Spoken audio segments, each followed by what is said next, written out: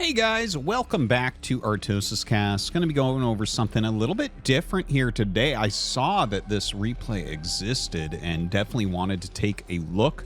This is RideSky down here. RideSky is a cautionary tale. RideSky has been one of the highest ranked ladder players in the world since like 2018 or so. He is... like, literally, he was top 10 back then on the ladder, and he's still super high up. He plays all the time. He practices so hard. He still hasn't made it into ASL or SSL. Right? How heartbreaking is that? I want you to think about that. Hard work alone will not necessarily do it for you. Yeah, it's crazy, right? And we have a lot of players that are just barely getting in that are similar cases to him, like Scan, right? Scan's been in twice now. RideSky, still yet to do it. One of those very edge cases where it's like, we think he'll eventually get in, but who knows? There might be a mental block at this point, truly. Now, here is actually why I wanted to watch this, not just because I actually haven't casted RideSky in a few months, but we have been playing against Bonyth, who is one of the strongest non-Korean players. Bonyth has a very specific style. And I was like, hey, that's kind of an interesting match there. You know, RideSky is a player that... we thought would make it into like an ASL type tournament, but hasn't been able to do so. And going up against Bonyth, who has probably the best micro out of all the non-Korean players, and is just a pretty solid Protoss player overall. That could be an interesting match. So right now, Bonyth is going for a scout, kind of an interesting scout here. Looks like cross spawn. Maybe he has builds set up for close spawn scouts. No, actually, he ejects the center. What? I'm not sure why you would do that. As Protoss, why would you check the center? Do you think he might go center barracks against you? Maybe. Here's the thing. You know, all the non-Korean players get some amount of latency, so they'll hit certain cheeses more. Maybe Bonyth hits center or barracks more often, right? The thing is, Bonyth doesn't go for command center first very often. It's kind of rare to see him do that. He really likes to get his units out early. A very good harassment. You can see really, really great probe micro there. But it is a gasless expansion. In fact, a one depot variety here. So Bonyth, you know, doing a little bit of harass, but I think he'll probably just expand from here. You can see we don't have range. We'll see if he starts range in a second here as he gets 150. No, we don't see it. We don't see it. So looks like it's probably just going to be that Nexus. He is saving up the money for it right now.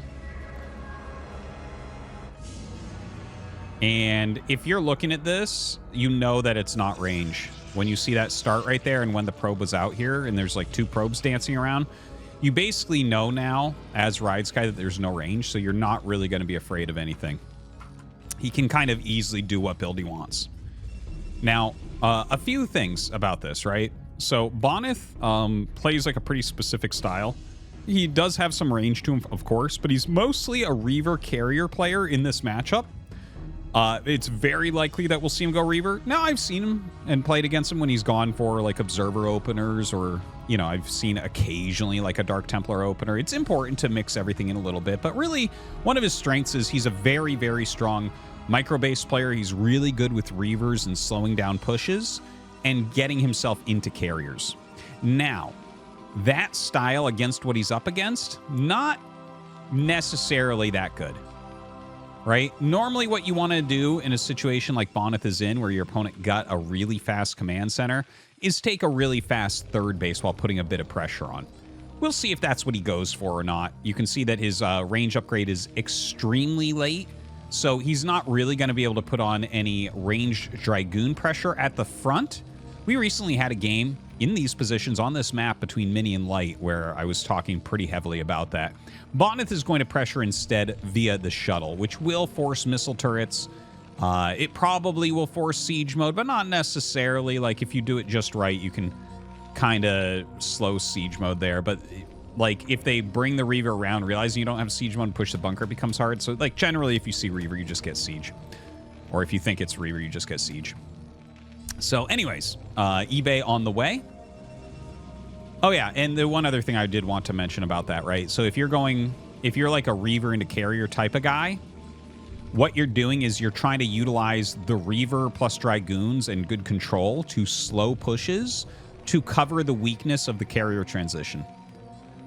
Because we have RideSky taking such a fast command center, his timings move forward a little bit. They're a little bit faster. They're a little bit stronger, which means that the slowing doesn't work as well. You actually kind of have to get a real army as Bonyth to fight against that. You can't just slow it down like you could with a factory expansion. Or at least that's my opinion. Of course, it's StarCraft. Anything can happen. Okay, so it is going to be a very quick Reaver into Observer, 2 gate, and he's ready for the 3rd Nexus. In my opinion, excellent. Excellent play. Everything here looks really good from Bonyth. You can go for the range quicker, or you could go for the Reaver quicker. Either way, you're going to be able to put some pressure on. You can see a very centralized turret. I think that's excellent here. You can see it actually covers this whole area. I'm actually stealing that exact turret placement. Because back right there, all this area is not actually buildable. So this is a great spot. Has a turret here. He's actually making a full ring, it looks like. And a ring is very good in general against Reaver openers, so that's going to work out well for him. I think the Reaver is not going to get here in time. He might be able to deny this turret, actually. And if he does, he's going to get in, and that's going to be kind of insane. Okay, just barely gets that done. Things can go wrong pretty quickly in a situation like this. So anyways, some mines get laid. A full missile turret ring, so you can see 4 missile turrets in there. You probably will want to grab a Goliath. Oh, look at that. He has a Goliath on the way, so perfect. Oh my God. You actually never see this, okay? So he's super clumped up here. And generally when you see the super clump, you're like looking to get like a big explosion, where if they try to utilize like a unit for a drag or something, like if they do the step forward Dragoon thing, clumping a bunch right next to each other can hurt that. This, I guess, slows them because it's all high ground mines. But yeah, kind of a weird place to put that. Just wanted to mention because you almost never see mines laid like that. And he hid the Vultures the whole time here, so he will end up getting at least 1 probe. Seems like RideSky's doing a pretty good job overall of slowing Bonyth down. You can see he's up 8 workers, which is a very rare scenario. And 2 more Vultures run in. So Bonyth having a little bit of a hard time here, blocking all the harassment that RideSky has for him. The fact that RideSky is up 10 workers shows, like, again, I'm excited to see Bonyth versus RideSky and see how he can do. But, like, I feel like you can see a bit of a level difference here, right? Normally, this would be reversed. Well, it is a gasless expansion against a regular gateway expansion, but it shouldn't be a 10 probe deficit, and that's part of the reason you get this quickly. But the Vulture harassment really slowed him down, right? Like, you get this quickly, and then you catch up on any workers that you're behind, and he might still catch up on those workers, but it's just kind of like there were more probe kills than really should have happened. You can generally block that a little bit better than that on closer levels, I guess I should say. So anyways, command center floating over.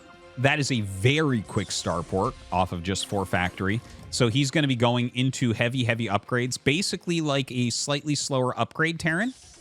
Stuff like this has been returning slightly. I actually think it's pretty darn good if your opponent plays like Bonyth is here. If they aren't adding a lot of gateways early on, I think it's really, really excellent to push those those timings forward. Whereas if they just like mass gates super fast to try to bust you, obviously that's something that can get you killed. Now look at this. +1 air weapons already in the way. So Bonyth is going for the carriers. He doesn't care. He's actually behind and he's going for carriers. This, I'm not going to lie, like in theory, what we see from RideSky is perfect against what Bonyth is doing. He's got a fast 3rd base. He's getting fast 2-1. He's up in workers, or until just now when Bonyth tied him up, right? So he's going to have like a 2-1 timing push that looks so deadly. And it's going to be hard for Bonyth to slow that down. Now, Bonyth is getting, well, he's going up to 3 Stargate, which is pretty normal for something like this. And I saw that he had the Citadel on the way. Here it is. Here it is. So he is very cognizant of needing to get those legs. He's getting observer speed as well. Dropship coming up right now for RideSky also. Yeah, I think it lines up really well for RideSky. But there's going to basically be this one moment when RideSky is moving out. Now, by the way, no comset yet. This is like one of the later academies that you're ever going to see. But yeah, like there's going to be this moment that comes up when RideSky is ready to push. And it's going to come down to Bonyth's army movement. Does he stall the push? Or does he run around it trying to counterattack, right? I feel like that is very, very likely where this game will get decided. Now, there is a dropship out, and this is going to fly right over the producing carriers. So this is actually like a really important moment as well. Going to get that scout off and see what's going on. He did just... whoops. He did just scan ahead. So he sees that there are Stargates blinking, and he drops off these Vultures. So the Vultures come in, and they are going to kill a few probes here. It's not huge economic damage or anything. The dropship kind of just going to the corner. I'm surprised he brought it to the corner as opposed to try to get it down here and unload. But anyways, an instant attack. And now look at how many SCVs he's bringing. Oh my god, I didn't even think of this. This is brilliant. This is brilliant. I can't believe it. I didn't even realize that this is siegeable. I've never seen anything like this come up on Pantheon yet. But here is that counter push that we were talking about as well, right? So this is a really, really, really important moment. Is he going to kill the Stargates before the carriers come out? That's a big question as well. You can see right now Bonyth's counterattack actually doing some pretty good work here. All the tanks in this area are dead. And by the way, all 3 carriers do get out. So he loses the Stargate. He's still going to have 3 carriers. And he's dealing massive damage with his counterattack. So while this was a great move, wow, he had to remake his engineering bay. It looks like these units killed it. It was probably floating in this general area. And that actually makes a big difference. The reason you bring the SCVs for very fast timings like this is building turrets is actually, when the carrier count is super low, is a great way to counter those carriers. It just kind of entrenches your push. This is a really fantastic move. So the carriers come out and start to fight. He starts to get some missile turrets, but right now RideSky is losing this command center. This is absolutely wild. Like, I have a lot to say about this game. Whenever this game ends, like, we are going over some stuff in the replay because this has been kind of fascinating to see how this is going down. Bonyth is actually killing off every SCV making turrets. You can see a ton of unfinished turrets. He's going to target that SCV as well. So he has to end up killing a couple turrets, sure, but he forces the siege tanks back. He saves this base. So what did he lose? He lost the 2 Stargates and the fleet beacon. I wonder... Okay, he's remaking the fleet beacon. Where is he remaking it? There it is. So he is going to go back into carriers. Yeah, he has the intercept upgrade, right? Yeah, I'm sure. The Reaver's still kind of over here slowing things down. Oh, he actually did save the command center, by the way. It got really, really low, but he did end up repairing. We just check the upgrades. Okay, 2-1 as expected. Tanks going over to make sure he can secure this base. Now, more Stargates are going to come up, right? Here's the secondary one. We'll see if he puts up a third. I think he does need to go for another Nexus. Does seem a little bit low in that regard.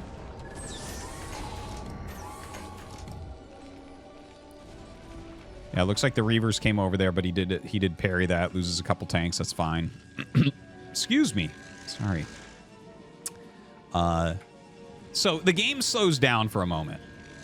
RideSky is checking, trying to make sure whether or not there are other bases he needs to be worrying about. Kind of funny that eBay is still sitting there. Bonyth mostly sitting still. Looks like he runs himself into a giant supply block, so puts down a ton of pylons at once here. His minerals up a little bit, but he's going to be able to spend that down. +2 air attack. He has that second Stargate, but hasn't started an additional carrier because of the supply block. And now we have RideSky moving out once again. He has those 2 on upgrades. He has 3-2 actually on the way right now. And that attack you see is just to get the interceptors out. So he just takes the shields off his fleet beacon.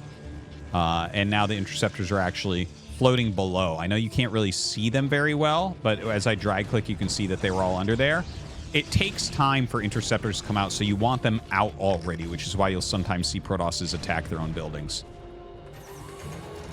Okay, so the Vulture's rotating down towards this army. There are a lot of Goliaths. There's more than enough Goliaths to deal with those carriers, but does he have the right-sized army to deal with the entirety of the army? It's kind of a small army here, but that's very good zoning back. He actually gets rid of one of the carriers, which is huge. He doesn't really need to make as many Goliaths now. He is actually making quite a few, but you do have to make sure you have a solid ground army as well. Ooh, 3 of his Goliaths looks like they got aggroed up there. That's unfortunate.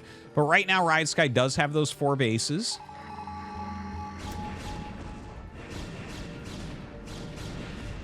The eBay finally gets taken out, and he will go ahead and make his 4th base here. So a very kind of clumped up area of bases. Bonyth trying to just get like a mathematical edge with his army with some good unit control. Or otherwise you would like expand further away, use more tactics, right, to try to win the game, like more army movement and stuff like that. Now, here we go. A big engagement is coming up. He runs forward with those speed lots. There is a flank of Goliaths coming from that other side. Now, look at him pull the carriers away, and the Dragoons just absolutely massacre these Goliaths. Another round of speed zealots coming out, and he's going to be able to clear those siege tanks. The only thing is, like, this engagement was perfectly done by Bonyth. You can't have hoped for it to have gone better. But you can see there's damage over here, and the economy is just amazing right now. Look at this. Well, he's running out of some bases, but he's making another command center down here that just is unattackable for Bonyth. It's so far away. Really super, super well done. One thing I want to mention as well, that Stargate placement, he'll never do that again. That was a one and done mistake right there, right? Because imagine if those hadn't been there. Well, actually, you know, he moved up into that position. We're going to look at that again. But maybe if those weren't there, he would have sieged here and killed the natural. I wonder about that. We'll take a look at that at the end of this game. Right now, even though Bonyth has a supply advantage and it has 5 carriers, I'm still kind of thinking that our Terran player here is going to be okay. He's making yet another command center, actually sending the SCVs too early this time. Right past some observers, so that might get hunted down. But this is where you want to start moving out and battling a little bit, I think, as Terran, to keep your base count up so that your opponent can't counterattack you. Also, 3-2 upgrades against just +1. He does have +2 on the carriers, though, so that is something at least.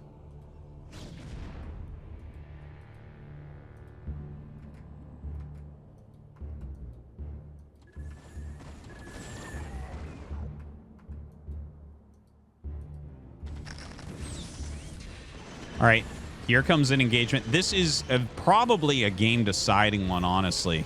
If Bonyth loses everything here, which it looks like he might, like the siege tanks are just pummeling these goons. The +1 goons can't stand up against 3-2 with siege mode. Yeah, and he GG's. Okay, I want to jump back and look at one thing. It's when that drop happened, right? So the drop was what? Right around there? 11:30? Okay, a little bit before that. This is like a really important moment, right? Because I was talking about how there would come a time where a timing attack moves out and Bonyth has to decide to either slow it or counterattack. Okay, and I was super focused on the dropship. So we know that what happens, right? The dropship drops up here and then re-drops in the top corner, which I was questioning. But look at what happens here, okay? So he flies in. Now, we're not looking at this Vulture drop, right? You remember this from the cast, right? He's dropping in that mineral line. He's seen the Stargates. He unsieges at this time. He's not paying much attention to that. He wants Bonyth to pay attention, though. Bonyth has excellent observer placement. Look, here, and obviously one with his army. So he's going to see any movement. Oops. So here comes the movement. Right? And he's going to bring SCVs with that to build missile turrets, which is funny because here's that eBay. Right? And as he sees this move out, Bonyth says, okay, we're doing the counterattack, right? We're not going to slow this. Although if this army was in position, it could have slowed this. Right? But obviously you're not going to stand your army right there. This is a better place to stand, and he has the 2 options. So this is the important moment. Remember that he picked this up and then just dropped it again in the corner? I think that that is simply a move where he's like, keep your army in here. Keep as much of your army in here as possible so I can get a good position. Because this is not that big an army he's moving out. He just wants to kill these Stargates. Right? No units in this area. So Bonyth does the counterattack. See this? Really, really well played. I think, like, tactically, Bonyth put out an excellent game. Micro-wise, he put out an excellent game. Building placement-wise, not an excellent game. And also, like I was mentioning before, I think strategy-wise, not an excellent game, right? Strategy is the overarching what you're trying to do. Tactics are the small moves that you'll do within the game that are much more variable, I would say, to help you achieve that goal. This would be like tactically something that he's doing to help him achieve his goals. Strategically, it's going 3 Stargate carrier on 3 base against a gasless expansion. But yeah, you can see, right? The supplies, you look at these supplies. Yeah, Bonyth is up in supply, but a ton of that supply is being built right here and is completely useless. And because he's spending so much money on that, there's no Psystorm, right? There's not a ton of Zealots. He has 2 Reavers. That's the extent of his splash damage. So anyways, I think that this was kind of an illuminating game. I really enjoyed this one. A well-put-up fight by Bonyth, but I think maybe stuck a little bit in his own way strategically. I think if he can recognize situations like this where he's kind of, his normal play is unfavorable, maybe he can mix that up a little bit. All right, guys. Thank you for watching. I hope that you enjoyed. We'll see you next time.